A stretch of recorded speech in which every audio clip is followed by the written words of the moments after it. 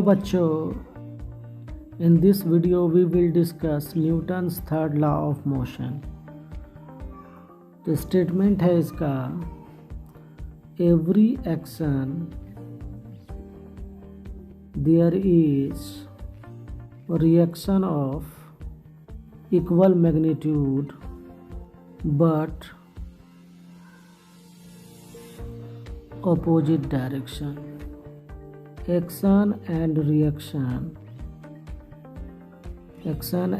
reaction takes place on different bodies.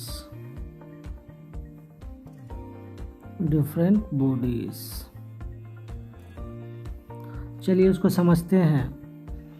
अगर कहीं पर एक्शन हो रहा है तो वहाँ रिएक्शन भी होगा। एक्शन और रिएक्शन दोनों का मैग्नीट्यूड जो होगा सेम होगा, लेकिन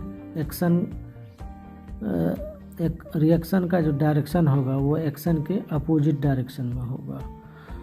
और एक्शन और रिएक्शन दोनों दो अलग अलग ऑब्जेक्ट पे लगेगा। जैसे कि ये कोई टेबल है, इस पे एक ब्लॉक रखा हुआ है, इसके पास मास m है।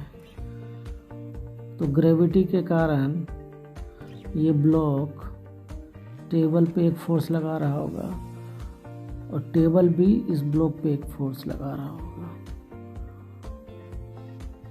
तो एक्शन किस पे होगा? इस पे होगा, ग्राउंड पे या टेबल पे। और रिएक्शन किस पे होगा? इस ब्लॉक पे होगा।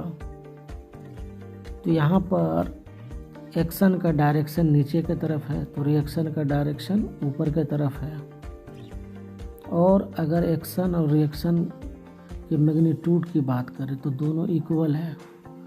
जितना मैग्नीट्यूड r का है उतना मैग्नीट्यूड a का है।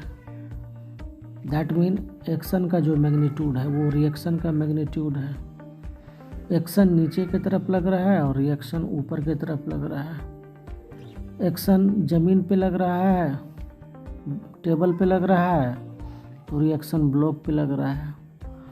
तो इससे हमको साफ साफ पता चला जो एक्शन और रिएक्शन दोनों का मैग्नीट्यूड सेम होता है, लेकिन दोनों का डायरेक्शन अपोजिट होता है। एक्शन और रिएक्शन दोनों अलग अलग ऑब्जेक्ट पे लगता है। एक्शन लगा यहाँ पर टेबल पे और रिएक्शन लगा ब्लॉक पे। ठीक है, तो हमने थर्ड लॉ ऑफ मोशन को समझ लिया। अब चलिए आगे बढ़ते हैं। एक एग्जांपल और लेते हैं। जैसे कि ये बॉल है, यहाँ पर कोई ब्लॉक रखा हुआ है। ठीक है, इधर से हम फोर्स देंगे तो ये क्या हो जाएगा? एक्शन। अब ये फोर्स जो लगाए वो एक्शन हो गया। तो रिएक्शन कहाँ मिलेगा? तो ब्लॉक पे फोर्स लगा, ब्लॉक इक्वल फोर्स को ट्रांसमिट कर दिया यहाँ पर। तो एक्शन तो हुआ, आपको दीवार पे एक्शन हुआ। और रिएक्शन किस पे होगा?